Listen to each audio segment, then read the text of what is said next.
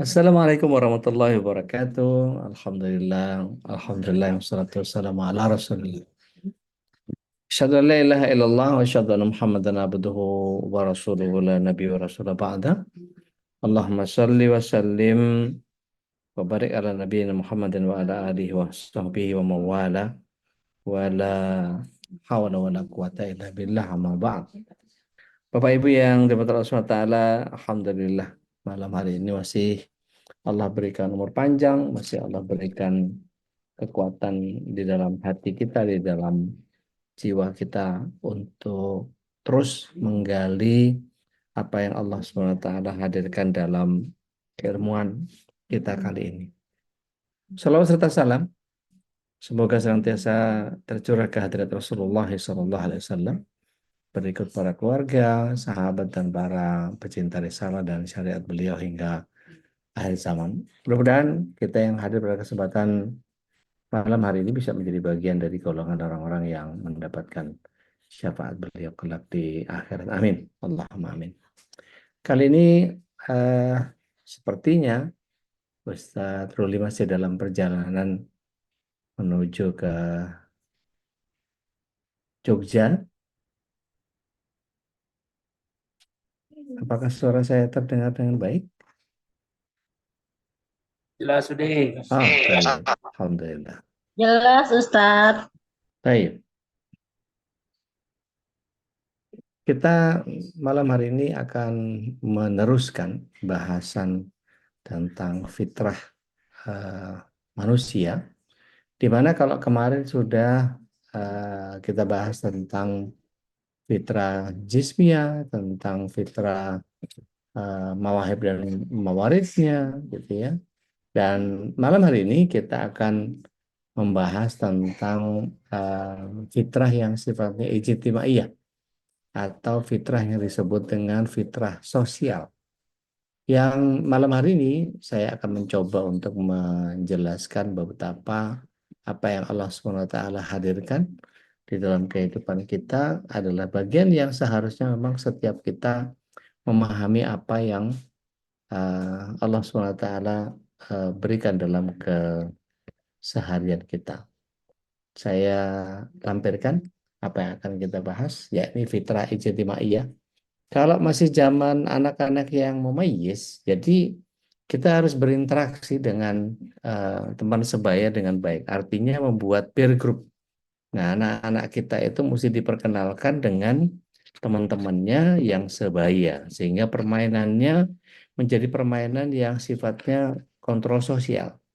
Dulu, ketika saya masih teringat masa kecil begitu ya, jadi ada banyak permainan-permainan yang sifatnya ketika kita lakukan itu muncul sebagai sebuah eh, bagian yang kita tahu bahwa ini permainan-permainan yang sifatnya umum, seperti misalnya permainan yang kalau kita main rame-rame itu seperti eh, dulu nggak ada gender sih, main karet gitu ya. Jadi karet di apa namanya, dijalin gitu ya. Tapi kalau zaman saya dulu bukan karet tapi pentil. Jadi eh, karetnya panjang-panjang begitu, seperti ketika dipotong-potong nanti jadi penutupnya pentilnya ban gitu ya. Itu pentil itu kita beli panjang-panjang kira-kira sejengkal lah. Itu diikat, diikat, diikat, kemudian kita bermain dengan itu. Dari mulai semata kaki, selutut, sepinggang, seperut, sedada, seleher, sekepala, terus kemudian satu jari itu apa merdeka istilahnya. Maka kemudian bagi kami yang piawai yang sampai bisa melontarkan kaki ke atas itu menjadi bagian yang dielu-elukan oleh sebagian kami. Nah, ada beberapa permainan-permainan yang memang kemudian secara kontrol sosialnya kemudian Yeye menjadi itu Ustaz, kalau saya namanya. apa namanya? Main yeye kalau di saya Oh, dulu main namanya. ye. Iya, di beda-beda tempat namanya beda-beda memang. Tapi yang terpenting adalah kontrol sosialnya. Kadang-kadang ada yang pakai baju gitu ya. Jadi dipakein baju terus kemudian dia, nah itu yang curang-curang begitu biasanya kita nggak main. Setelah itu ada permainan congklak. Permainan congklak itu masih man to man ya, masih satu satu dua orang. Tapi ada juga dulu kalau main kartu remi itu main cangkulan gitu ya, main cangkulan. Kalau di sini itu apa istilahnya kalau di kita itu. Jadi setiap yang punya kartu yang sama dia ngeluarin jenis gambar yang sama. Kalau bisa ngunggulin maka dia eh, bisa menang. Nah, ada lagi permainan Seven Scope. Nah, itu yang main minimal berempat. Dan itu kalau main berdua juga seru, tapi nggak asik kalau kurang banyak. Nah, permainan-permainan ini membuat orang menjadi mampu punya kontrol sosial karena teman-teman yang biasanya kalau main congklak itu suka apa istilahnya tuh yang kerem biji. Kalau dulu kami pakai sawo kecil gitu. Pakai apa namanya, kecilnya sawo, pakai bijinya sawo. Jadi kalau mau main itu ngumpulin biji sawo. Jadi kalau di tangan itu masih ada, sementara dia nggak mau buka, itu kita anggap curang. Dan biasanya pada besoknya kita nggak ajak dia main. Ada lagi, kalau di Jawa Timur tuh ada yang namanya dampar. Dampar itu nyusun apa batu gitu ya, disusun, terus kemudian kaki kita taruh batu, kemudian kita eh, apa berusaha untuk melempar itu dari jarak jauh dengan satu kaki gitu. Kemudian kalau yang bermain rame-rame itu apa? Engkle. Engkle itu yang apa kalau di kita itu eh, Dampu galas, bukan? bukan Engklen bukan? bukan dampu.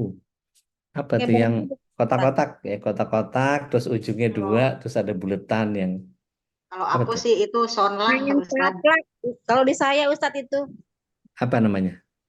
entah kalau Sonlah. saya taplak, yang taplak kotak, yang paling ujung lingkaran ya Ustadz. Betul, betul. Iya, kalau saya main taplak namanya. Oh, mantap lah. Iya, akhirnya sampai sampai punya sawah sendiri kan, ini punya kita dicoret atas nama siapa gitu.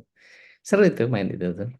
Dan kontrol sosial justru muncul di situ. Nah, permainan ini kadang-kadang kalau kita tidak biasakan anak-anak kita berinteraksi dengan teman-teman sebaya dengan baik, kan kadang-kadang kita ketemu sama anak-anak yang biasanya mendominasi. Terlepas dari masalah kepemimpinan dia sudah muncul, tetapi bagian yang kita harus pahami adalah bagaimana seseorang mesti sabar terhadap orang lain atau dia me- menyadari betul bahwa bagian kita ada di giliran berikutnya. Sehingga kita dengan sabar nunggu ngantri bagian kita dan seterusnya. Itu bagian yang kemudian interaksi dengan teman sebaya dengan baik itu seharusnya memang dari sebelum mukallaf gitu ya, belum terbebani dengan balignya gitu. Maka seharusnya kita sudah terbiasa atau membiasakan anak-anak kita dengan itu. Eh, Tidak hanya itu, makanan-makanan yang kita sajikan buat mereka, tolong para orang tua memberikan lebih sehingga mereka bisa berbagi. Atau kita biasakan kalau dari awal gitu ya, kita bikinin misalnya sarapannya nggak cuma 4 gitu. Karena 2 dia makan gitu ya, yang 2 pasti sisa. Nah, dia bisa waktu istirahat itu dia bisa berbagi sama sama temannya. Bahkan kadang-kadang kalau altruisnya menjadi sangat luar biasa, kadang-kadang ada anak yang kemudian dia milih untuk tidak makan gitu. Yang penting teman-temannya eh, mau makan bareng sama dia, sehingga eksistensi dirinya itu muncul ketika dia mau berbagi gitu. Nah, itu yang kemudian eh, ada anak-anak yang punya sifat inferior seperti itu, bisa kita munculkan altruisnya gitu ya. Ini buat teman-teman kamu ya. Umi bikinin sekian banyak, ini bagiin ke teman kamu. Ini yang buat kamu ini. Jangan sampai kamu nggak kebagian dan seterusnya. Sehingga ketika kita tahu bahwa anak-anak kita itu eh, tergantung kita mau bagi-bagi sama mereka atau tidak gitu ya. Artinya hadirkan bahwa interaksi sosial itu menjadi penting gitu. Kalau perlu ini nih apa sonda. Ah iya sonda ya teh. Kalau di Sunda ya. Iya, itu biasanya apa? Pecahan genteng itu biasanya kita pakai buat apa namanya. Dan itu ada yang sampai kayang gitu ngambilnya gitu kan ya.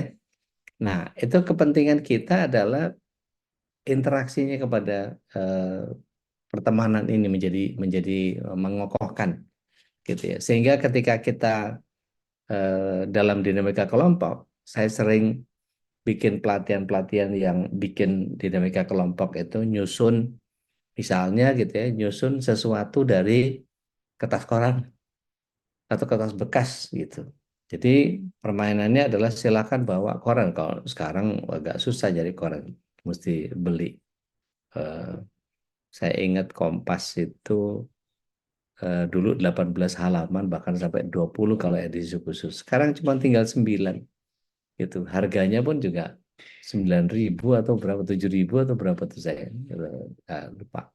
Nah, yang terakhir-terakhir itu agak susah kita nyari koran. Biasanya kan kalau di tukang loak atau di mana gitu banyak kita tumpukan koran kita bisa kiloin dan seterusnya. Sekarang udah susah. Kena gadget jadi serba online semua. Nah, bagian yang harus kita kemudian munculkan kepada anak-anak kita adalah bagaimana mereka menjadi anak-anak yang juga tumbuh empati ya dan kepedulian kepada orang lain sehingga tadi berbagi kah gitu atau misalnya kita punya dulu anak saya yang dua pertama sekarang udah gede-gede udah punya anak dulu waktu kecil itu mereka suka em, numpuk barang jadi ketika mau beli sepatu gitu saya bilang tunggu sampai rusak ya nak ya kalau sampai rusak baru kita beli beli yang baru kenapa banyak saudara-saudara kita yang nggak punya sepatu. Kamu jangan sampai punya sepatu lebih dari yang dibutuhkan gitu. Kecuali kalau memang hari apa harus hitam, hari apa harus putih, hari apa harus olahraga dan seterusnya gitu ya. Itu kebutuhan yang sifatnya diwajibkan oleh sekolah. Nah itu biasanya kalau Senin harus hitam dan seterusnya gitu ya. Eh, itu soal lain. Tapi kalau misalnya dia kepengen punya yang baru biasanya saya ajak mereka muter di belakang kampung dekat saya sini ada namanya kampung eh, Gabus ya kampung Gabus dekat kampung Tugu di belakang. Jadi saya ajak mereka saya kasih lihat bahwa anak-anak sekolah itu bahkan ada yang nyeker, ada yang cuma pakai setel. Kenapa? Mereka nggak punya uang untuk beli. Kamu enak banget beli minta beli habis itu sepatu-sepatu kamu gitu. Terus memang saya sejak kecil anak-anak saya nggak ada yang ulang tahun gitu karena memang nggak ada kebiasaan itu. Di dalam Islam juga tidak ada perayaan ulang tahun kan ya. Itu tasyabuh terhadap eh, kaum kufar. Rasulullah SAW menyatakan man tasyabaha biqaumin fahuwa minhum gitu ya. Yang kemudian kalau kita perhatikan secara tepat, maka anak-anak kita sebetulnya punya kesadaran untuk itu. Makanya sekarang alhamdulillah begitu sampai betul-betul hancur gitu, udah nggak bisa dipakai, nah baru kita beli yang baru. Agak mahal, relatif saya bilang, karena saya lebih milih agak mahal sedikit tapi awet ketimbang beli yang murahan tapi cepat jebol gitu ya. Jadi main main di kualitas. Nah, apa istilahnya kalau para para pedagang-pedagang itu ngomongnya apa kalah kalah beli menang pakai gitu ya. Jadi waktu belinya mahal, tapi setelah pakainya menjadi luar biasa. Nah, ketika anak kita sudah menunjukkan empati dan kepedulian terhadap orang lain, perlu mungkin kita berikan kepada anak-anak kita, oke, kita nggak pesta makan-makan ya, tapi kita bawa nasi bungkus kita makan bareng di panti. Nah, itu saya ada kelola satu panti di dekat sini kira-kira 12 kiloan gitu dari dekat rumah. Itu kita bawa makanan di sana kita makan makan bareng. Atau tepatnya ya nggak usah ngerayain gitu. Kalau memang lagi nggak ada rezekinya gitu ya udah lewat-lewat begitu aja gitu. Jadi nggak ada yang istimewa di di kami gitu. Jadi semuanya ya berusaha untuk ngikut apa yang Rasulullah SAW ajarkan kepada kami. Nah, ketika ada yang menunjukkan perilaku sopan santun kepada orang tua dan guru itu harus kita biasakan. Mungkin kalau kita lihat bagaimana Rasulullah SAW tidak membolehkan kita membungkuk kepada orang selain Allah gitu ya. Mungkin ada beberapa ustadz yang melarang kita untuk membungkukkan badan kita kepada orang gitu ya. Apa nun sewu itu sampai pokoknya tangan itu harus ada di betis itu. Jadi sambil agak membongkok sedikit gitu. Nah, sebagian ulama menyatakan itu tidak boleh. Tapi ada sebagian juga menyatakan bahwa itu masalah urfi ya, masalah kebiasaan di setempat gitu.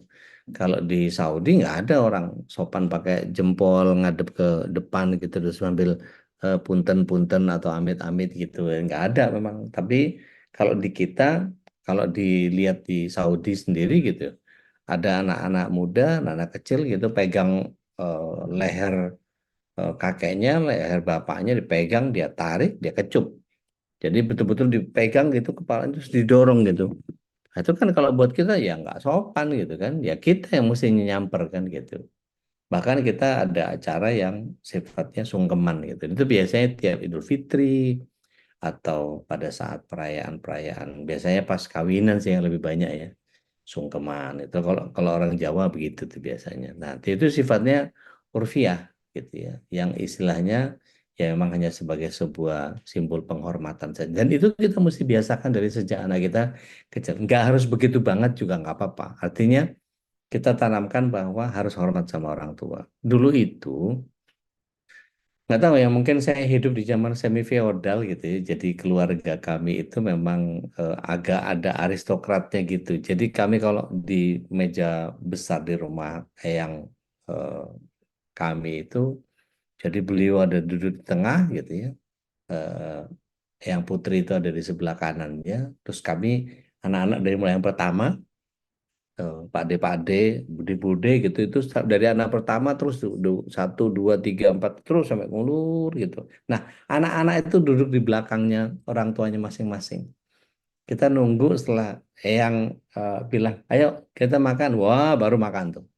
Kalau enggak boleh. Meskipun seenak apapun masakannya, mau yang putih yang masak atau ada kakak-kakaknya atau bude-bude yang masaknya jago-jago, masak banyak dan kemudian itu dikenal sebagai masakan-masakan andalan gitu ya. Kayak saya kemarin ke Bandung gitu dimasakin sama uminya Tenadia ada telur apa telur balado ya telur balado atau apa itu itu sampai nambah-nambah saya agak nggak tahu diri karena enaknya Masya Allah itu tangan wanita penuh cinta itu kalau orang tua kita tuh kayak gitu tuh Masya Allah. Nah, ada beberapa keluarga kita yang memang eh, jago begitu. Nah, itu anak-anak kita mesti diajarkan tentang bagaimana perilaku sopan santun kepada orang tua dan guru terutama ya. Makanya kemudian saya senang sama beberapa sekolah yang kemudian membiasakan mereka untuk salam khusus gitu ya. Ada yang tos, ada yang bump gitu ya, ada yang peluk, ada yang salam apa salam kontemporer seperti eh, tos tos terus apa gitu. Ada yang sikut dulu gitu, sikut dulu terus jempol jempol ketemu terus kemudian ketemu sama tangan, habis itu salaman, habis itu masuk. Nah, seterusnya itu bagian yang bahkan ada beberapa sekolah-sekolah yang kemudian menempelkan sandi gitu, seolah-olah mereka nyeken tangannya gitu ya. Jadi kalau misalnya tangan, gambar tangan gitu, dia tempel tangan itu, maka gurunya ngelihat ini apa salam yang dia pilih. Oh, dia begitu tempel tangan berarti cuma tos doang gitu. Ada yang cuman genggaman bumps gitu, cuman kepalan tangan saja, maka cuman kepal tangan saja gitu. Terus ada gambar pelukan, maka dipeluk, dipuk-puk gitu punggungnya kemudian langsung masuk. Dan itu karena masih di bawah usia balik, maka menjadi nggak apa-apa di kita gitu ya. Itu menjadi bagian kebiasaan anak-anak kita. Nah, ada sebagian saya senang kalau di lingkungan saya ini biasanya saya dikejar-kejar sama anak-anak kecil itu Ustaz Dodi itu nyamper nggak mau kenal mau nggak kenal pokoknya mereka pasti salaman cium tangan. Nah, dibiasakan hal-hal yang begitu itu sangat baik gitu. Artinya mengajarkan kepada anak-anak, dan senang mereka kalau misalnya saya tiba-tiba manggil gitu, eh mau dengar nggak ceritanya Mus'ab bin Umar? Dulu tuh Mus'ab bin Umar cerita sebentar aja, paling nggak sampai 3 menit gitu, ngumpul sebentar, habis itu kasih punchline terakhir itu. Makanya kalau kepengen nanti, siapa yang jadi dokter, siapa yang kepengen jadi polisi, kamu jadi apa, kamu jadi apa, ngumpul begitu mereka bilang itu segala macam. Nanti ini habis ini azan, begitu azan jangan ngobrol di sini, masuk ke dalam. Yang belum ambil wudhu siapa? Oh saya. Nah, ambil wudhu dulu, kita begitu azan sholat 2 rakaat, habis itu angkat tangannya minta sama Allah SWT. Kalian mau tahu nggak, itu antara eh, azan dan iqomat itu ada doa yang kalau kita minta di situ Allah kabul. Kepengen apa? Kepengen jadi penghafal Quran, kepengen jadi, wah itu tunjukin semuanya itu. Kamu pengen jadi dokter kan, pengen jadi insinyur kan, kayak papa kan, ke apa segala macam itu minta sama Allah SWT.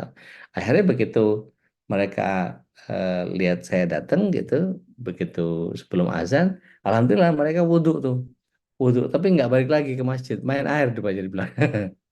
Itu bagian yang kadang-kadang ya menyenangkan sekali anak-anak seperti itu. Tapi memang harus kita biasakan hal-hal yang seperti itu. Nah, eh, ada bagian-bagian yang kemudian setelahnya kita harus masuk ke dalam sebuah pemahaman ketika mereka sudah mukallaf, gitu ya. Mereka ketika sudah mukallaf, maka minta mereka untuk aktif dalam kegiatan sosial dan kemasyarakatan. Kalau Bapak Ibu sebagai orang yang punya ilmu gitu ya, maka ajak mereka untuk bikin bikin ini, bikin ini, bikin ini apa segala macam dan seterusnya. Buat buat mereka menjadi berperan gitu.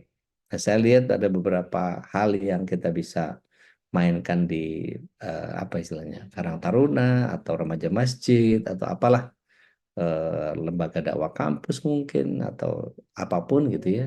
Tapi anak-anak kita di usia kelas menengah gitu ya. Jadi kalau kelas rendahnya itu antara kelas 1 kelas 2 gitu, itu pasti biasanya di umur-umur itu sampai kelas 3 lah, kelas rendah 1 2 3. Itu di kelas rendah itu biasanya anak-anak kita itu masih belum belum memahami tentang arti mukallaf itu tadi, masih belum rajin sholat dan segala macam. Tapi perlu kita pahami bahwa kita harus berikan juga preconditioning kepada mereka. Artinya sebelum usia 7 misalnya, nanti kamu kalau haid maka diajarin bagaimana cara ngucak bekas haidnya itu. Nanti kamu pada saat usia 7 tahun nggak boleh lagi tidur bareng sama kakak, mesti misah. Nanti kita bikin ruangan sendiri dan seterusnya. Jadi diupayakan untuk kemudian bisa menghidupkan sunnah-sunnah itu dalam keluarga kita. Nah, ada bagian yang juga menarik ketika kita minta mereka untuk menunjukkan kemampuan berkomunikasi dengan baik. Itu juga misalnya eh, anak-anak saya suruh naik meja gitu ya, nggak sopan emang, coffee table itu coba kamu naik. Ceritakan, halo, assalamualaikum, nama saya Anu, saya anaknya orang tua saya, dua orang tua saya namanya sebut semua, kemudian saya anak keberapa dari berapa, kemudian sebutin ada kakak-kakaknya, kamu tinggal di mana, dan segala macam. Ayo kita gantian, dari mulai kakaknya dulu, dan adiknya, sehingga saya tunjukkan bahwa bahwa saya eh, punya communicating skills yang bisa dijadikan sebagai landasan. Tapi setiap orang harus mampu present dirinya sendiri. Nah, kadang-kadang ada hal yang agak melelahkan kita para ayah terutama ya. Saya itu senang sekali ngedongengin anak gitu. Nah, ngedongengin anak itu tidak hanya di usia mumayyiz, tapi ketika mukallaf pun kita berikan cerita, mungkin ya nggak lagi pilotok gitu ya, nggak lagi apa eh, apa apa namanya tuh, eh, bedtime stories gitu ya. Jadi waktunya tidur pada Isya gitu kita ngeletak di situ, yang ada ketiduran duluan gitu ya. Tapi saya sering kali menanamkan kepada mereka cerita yang saya karang, cerita yang saya bikin, tapi yang diambil moral of story-nya gitu. Bahkan kadang-kadang beberapa kali itu saya pakai apa namanya, pakai alat sulap gitu ya. Kalau ada yang pernah lihat saya sulapan sambil dakwah di antara anak-anak itu, saya nggak tahu yang ikut di tempat Babe waktu itu apa, saya sulapan di sana ada kelinci gitu, ada kelinci yang dia nggak pamit sama orang tuanya, terus kemudian eh, kecemplung ke got, kemudian hitam jadinya gitu, kemudian masuk ke rumahnya lagi, dicuci sama ibunya putih lagi, terus itu main-main lagi, terus kemudian dia nyemplung got lagi gitu, hitam lagi gitu, dan kemudian alat sulapnya menyatakan putih hitam putih hitam putih hitam sampai terakhir itu dibalik gitu. Ternyata begitu dibalik, ternyata punggungnya putih, kelihatan ekornya doang gitu. Nah itu teknik-teknik yang seperti itu, yang penting penyampaiannya bisa kita sampaikan kepada anak adalah pesan yang kemudian ketika kita memahami bahwa keluar rumah itu harus pamit, mau main tempat siapa dan seterusnya gitu. Nah, ada bagian yang menarik sebetulnya kalau kita kemudian memberikan dongeng-dongeng itu. Sebetulnya kita cari gitu ya, kalau sekarang sih pakai gadget gitu, kita tinggal dongeng anak sebelum tidur. Dongeng anak Islami gitu. Nah, itu tinggal baca aja. Seburuk-buruknya cara kita baca, itu anak pasti seneng. Karena memainkan intonasi itu, jangankan yang storyteller seperti saya, kadang-kadang ada di antara kami itu yang tahu bahwa bapaknya nggak bisa dongeng, artinya dengan nadanya, dengan apa gitu ya, itu bagian yang kemudian kita berikan pesan-pesan yang sebetulnya bagus buat mereka. Tapi jangan cerita tentang, misalnya ada cerita-cerita rakyat yang di kita nggak bagus, Joko Tarub misalnya. Ada yang tahu Joko Tarub itu ceritanya alurnya gimana? Ada yang tahu nggak? Lihat orang mandi, Nah, satu. Terus habis itu apa? selendangnya hilang, Selendang hilang apa dicuri? dicuri sama Joko Dicuri Tarub. sama Joko Tarub. Habis itu, Kebingungan deh bidadarinya. nah, terus dikawinin deh. Jadi Iya, ternyata moral of story-nya apa? Seorang itu pencuri yang suka ngintip orang mandi bisa ketemu sama bidadari, bisa kawin sama putri. bidadari. Kan apa ini moral of story apa ini? Mau apa? Cerita moralnya apa ini? Bisa seorang pencuri bisa dapat bidadari.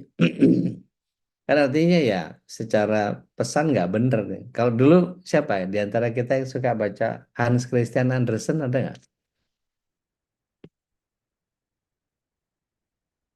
Ada yang suka? Atau saya ketuaan ini bacanya H.C. Andersen, Hans Christian Andersen. Jadi ada putri gitu ya, putri Itu yang raja di kastil. Siapa yang sini yang kira-kira suka pakai eh, kereta ya Ustaz. apa? Ah, Film siapa tuh? kereta itu ya, kereta kuda. Saya. Siapa nih? Sebentar, sebentar. Oh, Bunda Darmi. Iya Oke. yang Cerita yang mana? Banyak kan? oh yang film saya waktu kecil itu apa ya? Cinderella.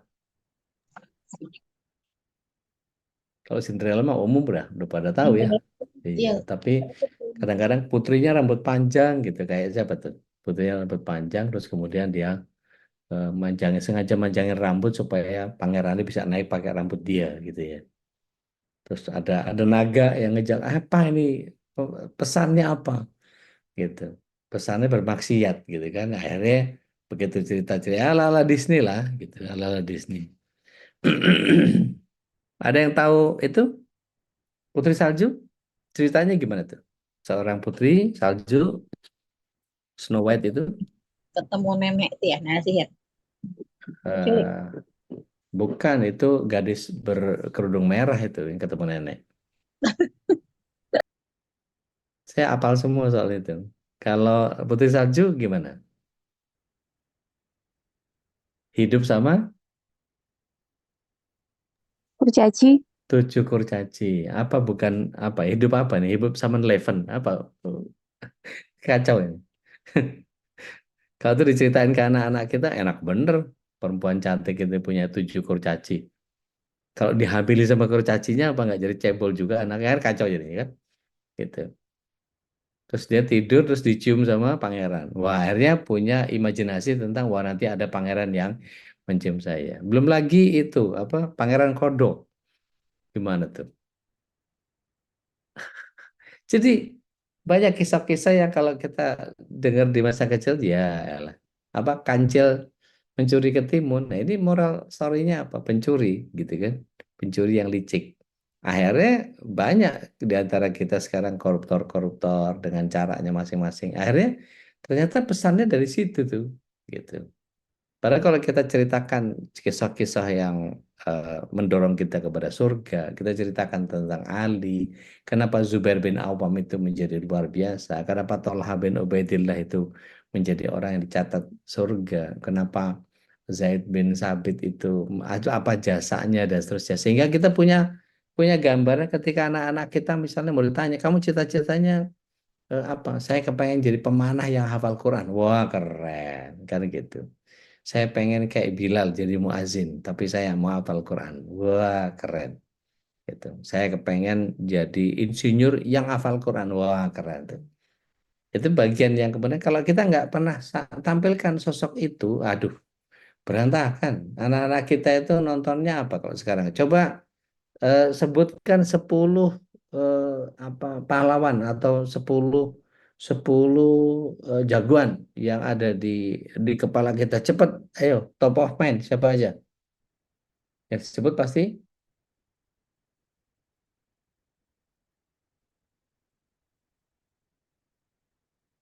ini kedengaran nggak sih suara saya ini?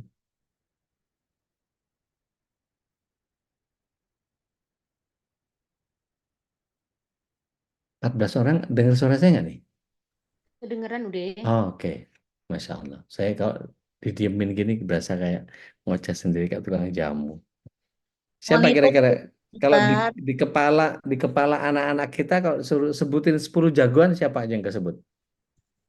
Satria Baja Hitam. Ah, zaman dulu banget itu. Power Ranger. Iya, Power Ranger. Siapa lagi tuh? Paling Superman gitu kan ya. Superman, iya, Wonder Superman, Woman. Batman gitu. Senseiya, Ah, Sensei ya. Ini Iron jagoan. Man. Nah, Ah, kan PK. gitu jadi Iron Man. Ini jagoan-jagoan apa ini? Pakai celana dalam aja di luar gitu kan? Pakai celana dalam aja di luar gitu. Kan kacau gitu. Jadi apa yang mau ditiru gitu? Badan mereka punya kemampuan yang mereka bisa terbang, bisa ini apa segala macam ya. Kita cuman ukurannya kalau kita dulu zaman kita di Garut Kaca gitu ya, Gundala, Putra Petir apa segala macam. Tapi nggak pernah diceritakan tentang Mus'ab bin Umair itu siapa gitu. Zaid bin Sabit itu siapa? Zaid bin Harithah itu siapa? Zubair bin Awam itu siapa? Kalau cuman Abu Bakar banyak lah yang cerita-cerita ya.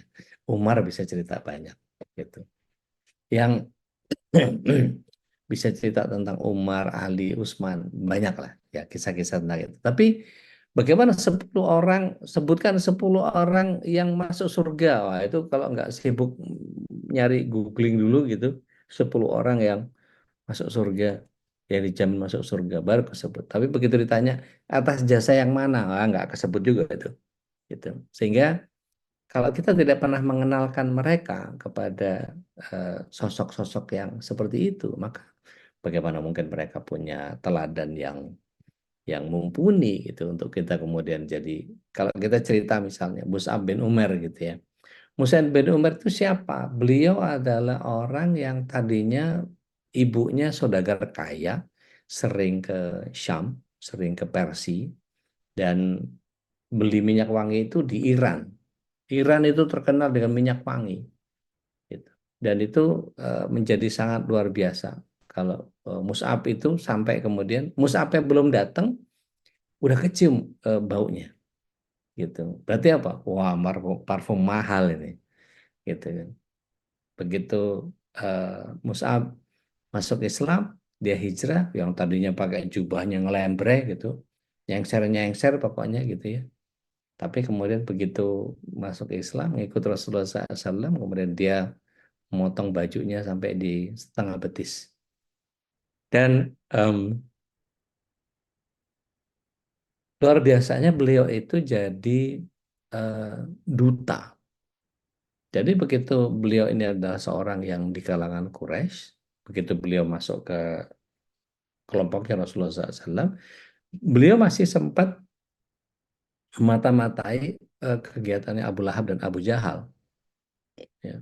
Ketika itu ada satu meeting, ini meeting penting, dan mereka hanya mengumpulkan kaum Quraisy saja. Tapi karena banyak di antara mereka banyak yang nggak saling kenal. Itu setelah disampaikan paparan oleh Abu Lahab Abu Jahal, maka kemudian ada se- seseorang yang kemudian merasakan kayaknya ada mata-mata di antara kita ini.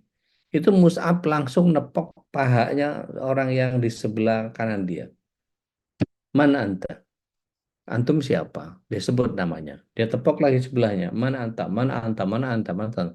Sampai terakhir Mus'ab bin Umar, semua orang terpusat pada orang itu, Mus'ab bin Umar udah ngilang dengan membawa informasi itu. Wah, seberani itu Mus'ab bin Umar. Dan ketika kita tahu beliau radhiyallahu an ketika perang Uhud wafatnya, syahid. Beliau pegang panji. Wajah Mus'ab bin Umar itu paling mirip dengan Rasulullah SAW.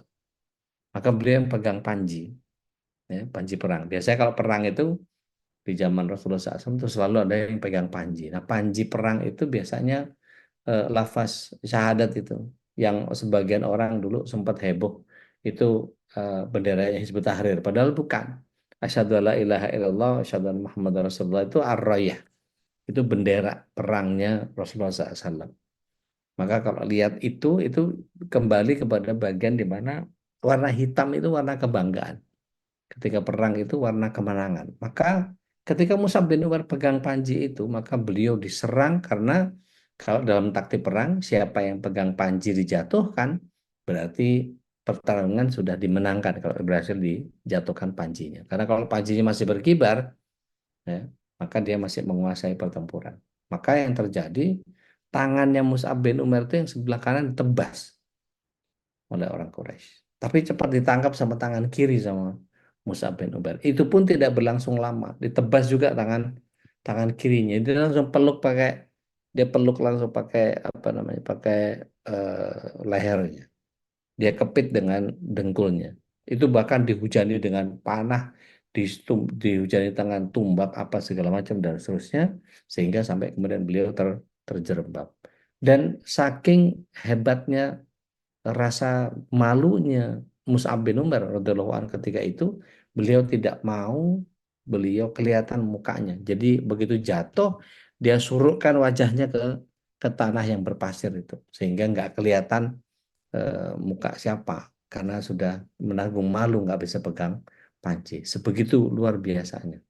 Sampai kemudian ada orang mengatakan ini karena wajahnya mirip sama Rasulullah SAW dan banyak orang kafir Quraisy yang kemudian menyatakan Muhammad telah mati, Muhammad telah mati.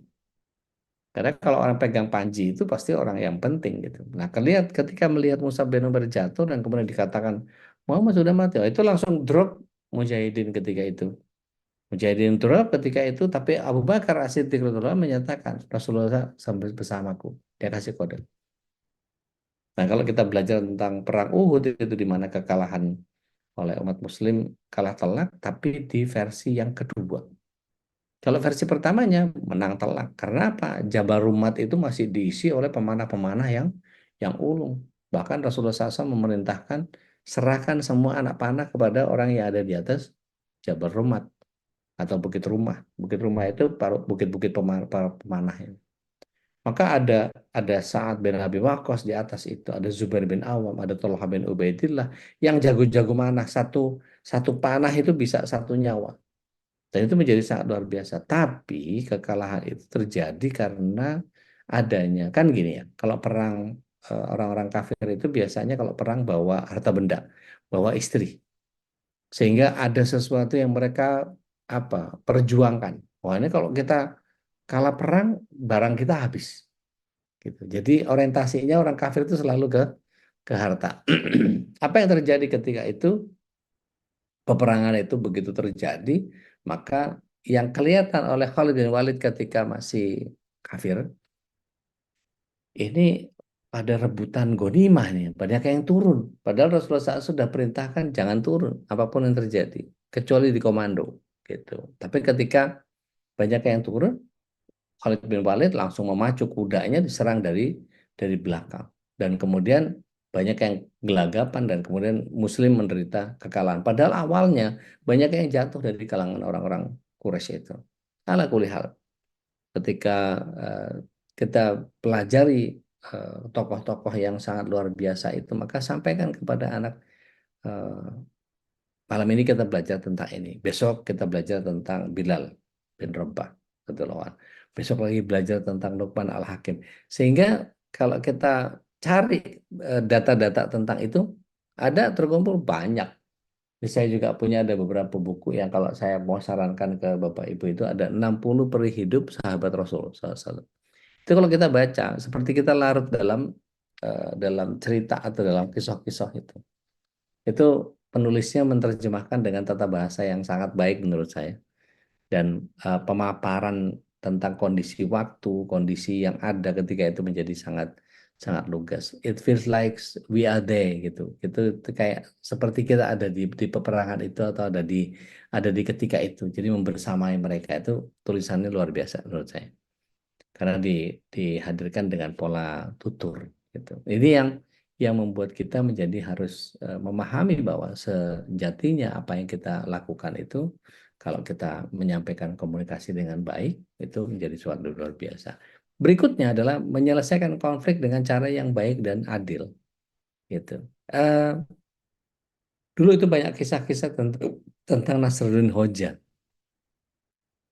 Nasruddin Hoja itu saya nggak tahu itu orang apa orang yang bijak atau apa gitu. Tapi kemudian banyak sekali kisah-kisahnya menjadi sangat luar biasa. Contoh yang paling saya ingat adalah ketika ada orang yang bertikai, saya memasak, kemudian apa namanya aroma masakannya sampai ke tetangganya. Terus tetangganya makan roti karena mencium bau masakan itu maka dia makan roti saja dengan mencium aroma itu gitu. Maka disampaikan, makasih ya masakanmu itu baunya sampai ke hidungku dan saya makan dengan lahap. Marah dia. Kamu sudah mencuri bau masakanku gitu. Berarti kamu harus bayar gitu. Karena kamu jadi nikmat gara-gara makanan saya kan. Masakan masakan saya begitu nikmatnya jadi kamu ikut makan enak gitu. Kalau saya nggak mau, ganti rugi. Sampai akhirnya loh, saya cuma nyium baunya doang gitu. Masa bau doang, nyium bau doang mesti bayar, yang bener aja gitu. Akhirnya datang ke penengah. Nah penengahnya itu Nasruddin Hoja. Maka Nasruddin Hoja bilang gini, yang kamu hirup apanya? Cuman baunya doang. Oke, kamu ngasih makanan ya? Enggak. Oke, berarti cuman nyium aja ya, katanya. Iya, saya cuma nyium aja. Oke. Ditanya sama yang makan roti pakai nyium aroma masakan itu. Kamu punya uang nggak? Ada, katanya. Berapa? Eh, 1 dirham dia bilang. Kalau dibayar 1 dirham cukup? Oh cukup katanya. Maka kemudian dilemparkan ke batu itu duitnya.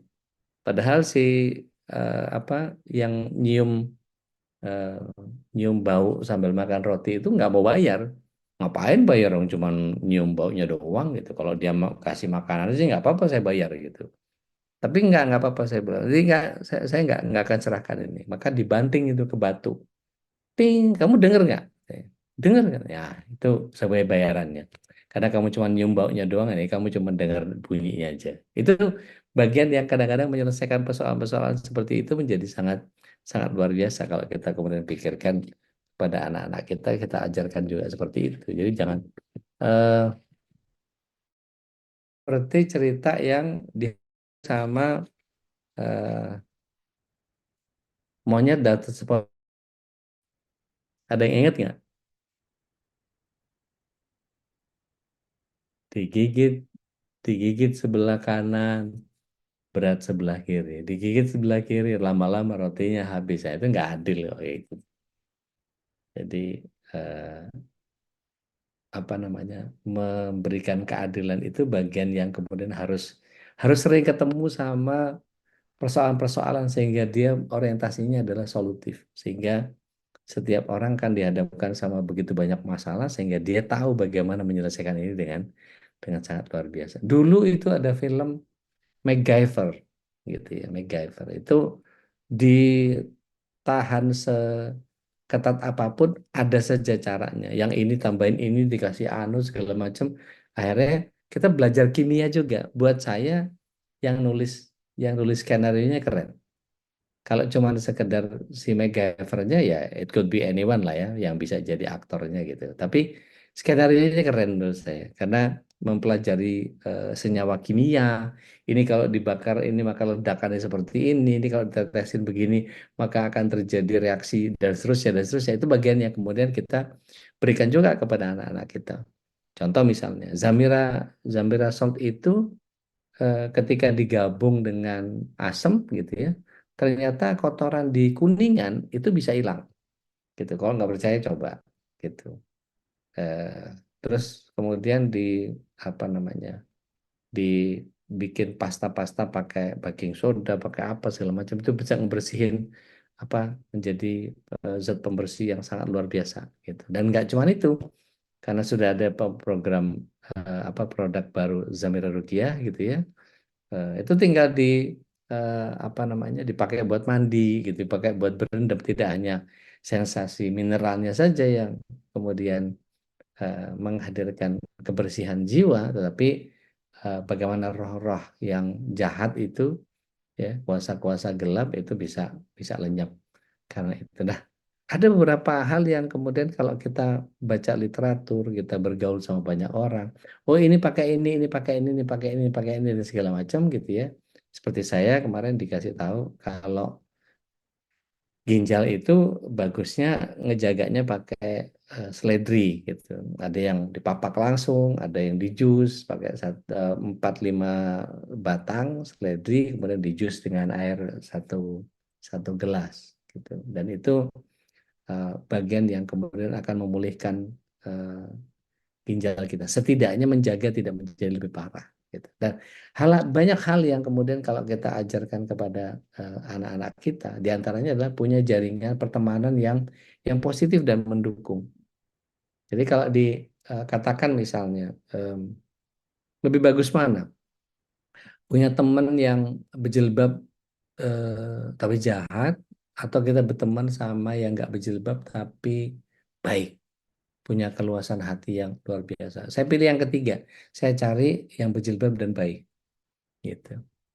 Kenapa? Ya, dua-duanya nggak bagus juga. Yang satu nggak taat sama Allah, yang satu eh, apa nggak nggak menjaga hablum minan nas kan gitu. Jadi selama kita bisa milih, kalau kata Opik itu di apa iftiros gitu ya, itu bagian yang kalau dibilang itiraf itu kalau apa tombok hati yang Budidami mungkin apa nih? Tombok ati kaping papat, wong kang soleh kumpul ono. Gitu. Jadi suruh ngumpul sama orang-orang soleh. Maka di MKI ini malam ini ada 14 orang yang ngumpul pengen dapat kesolehan, pengen dapat informasi yang positif dan mendukung. Dan setiap hari kita tadabbur sama Tuan Guru, belajar belajar advokasi dari Ustaz Saifullah Abu Bakar, belajar tentang kebersihan jiwa dari tazkiyatun nufusnya bareng sama Ustadz Khalil Alam, belum lagi Ustadz Sahal dan seterusnya gitu ya. Sehingga kita tahu bagaimana menyikapi berkeluarga yang menuju sampai ke surga trik-triknya dari Babe Haikal gitu. Ada bagian yang sangat banyak yang kita bersyukur loh kita ada di komunitas ini membuat kita menjadi berusaha saling melengkapi antara satu dan lainnya sehingga kurikulum yang sudah diberikan oleh para asatidz tadi apa namanya di MKI ini menjadi sangat luar biasa buat yang ngikutin rutin loh ya, ngikutin terus gitu. Atau misalnya dia nggak bisa ikut, dia tetap ngikutin secara rekaman gitu. Dan untuk menjaga informasi kemarin ngomongin apa ya, kemudian diupdate dan seterusnya, sehingga kita bisa punya pemahaman yang setidaknya setara. Wallahu alam. So, mudah-mudahan ini menjadi bagian yang bisa kita jadikan sebagai eh, pemahaman yang cukup untuk kita. Seperti biasa di BSI 999 08 08 08 belakangnya 7 ya, tambahkan angka 9 di akhir nominal infaknya ya, sebagai bagian bukan hanya MKI minta sumbangan Bapak Ibu, tapi kita lah yang butuh kepada amal soleh karena kita nggak pernah tahu amal soleh yang mana yang benar bisa membuat kita masuk surga. Maka salah satu cara kalau kita perhatikan gitu ya, coba ada yang berkenan buka surat 19 ayat 71. Kita semua ini ahli surga, tapi kalau baca surat 19 ayat 71, agak ngeri-ngeri sedap itu kita. Ada yang berkenan mau baca terjemahnya, monggo silakan. Sebelum kita tutup. Bismillah. Iya, Bude. Angkat ya. 19 Maryam ayat Nah, 71 ya, Dek. tafadhali. Bismillahirrahmanirrahim. Dan tidak ada seorang pun di antara kamu yang tidak mendatanginya atau neraka. Hal itu bagi Tuhanmu adalah suatu ketentuan yang sudah ditetapkan. Nah, benar Allah dengan segala firman-Nya. Allah. Barakallahu fiik. Syukran jazakumullahu khairan. Jadi kepastian itu Allah yang pastiin bahwa kita pasti lewat neraka. Pasti. Tapi bahwa kita makhluk surga, kita pasti masuk surga, pasti. Saya katakan pasti nggak pakai insya Allah. Kenapa? Muslim pasti masuk surga. Tapi untuk bisa sampai kepada surga itu jangan lupa ada sirat. Sirat itu bawahnya neraka. Yang ketika kemudian kita berusaha untuk apa namanya masuk ke surga, tetapi mampir neraka itu adalah sebuah kepastian yang Allah SWT tulis di dalam surah Maryam ayat 71 tadi. Itu baca aja sampai 73-nya. Insya Allah akan melegakan kita. Karena dalam hadisnya dikatakan bahwa ada orang yang punya amalan-amalan yang sangat luar biasa, gitu ya. Itu bisa melesat secepat kilat di sirat itu. Ada yang seperti larinya onta, ada yang seperti larinya kuda, ada yang seperti larinya keledai, ada yang seperti jalan kaki, ada yang merangkak, bahkan ada yang belum menginjak kakinya ke sirat sudah jatuh, gitu. Dan kita tahu bahwa masuk ke nerakanya Allah yang tidak kekal itu membuat kita tercuci daripada semua kesalahan-kesalahan dan dosa-dosa kita. Jadi nggak usah khawatir bahwa kita pasti masuk surga, tapi masalahnya adalah kita diyakinkan oleh Allah SWT, dipastikan oleh Allah SWT pasti masuk ke neraka. Nah, untuk memperkecil kemungkinan berlama-lama di nerakanya, maka amalan apa yang kita bisa lakukan? Kembali. Ya, itu nomor infak kita, silahkan. Atau dicatat aja 999 0808 Ini kalau diapalin 3 kali udah hafal semua nih. 999 plus 7. Jadi kalau dihitung dari belakang 789, tapi caranya ingat 999 3 kali 7. Insya Allah. Baik, saya berikan kesempatan kalau ada yang mau sharing atau nambahin dari apa yang saya sampaikan. Kalau tidak ada, kita sudahi. Ada? Bapak Ibu, silakan. Baik, nggak boleh dipaksa ya orang nanya ya. Kita sudahi sampai di sini. Mudah-mudahan Allah ridha atas apa yang kita bahas pada kesempatan malam hari ini, di mana fitrahnya adalah bagian yang fitrah yang kita sebut sebagai fitrah sosial. Oke, jangan lupa masih ada 3 fitrah lagi yang akan kita tuntaskan, kita bahas bersama Coach Ruli Renata, dan mudah-mudahan Allah jaga beliau senantiasa diberikan kemudahan dalam setiap urusannya, dalam dakwahnya, dan kita semua senantiasa mendapatkan hidayah dari Allah SWT dan bisa istiqomah sampai akhir hayat kita. Hadanallahu wa iyyakum ajma'in. Aku qauli hadza, astaghfirullah li wa lakum billahi wasabil haq. Akhirat da'wana alhamdulillahi rabbil alamin. Be the best, do the best, Allah will take care of the rest. Sampai sini dulu. Alafu minkum astagfirullahaladzim. Assalamualaikum warahmatullahi wabarakatuh. Waalaikumsalam. Waalaikumsalam warahmatullahi wabarakatuh. Jazakallah. اللهم ارحمنا بالقرآن واجعله لنا إماما ونورا وهدى ورحمة. اللهم ذكرنا منه ما نسينا وعلمنا منه ما جهلنا وارزقنا تلاوته آناء الليل وأطراف النهار واجعله لنا حجة يا رب العالمين.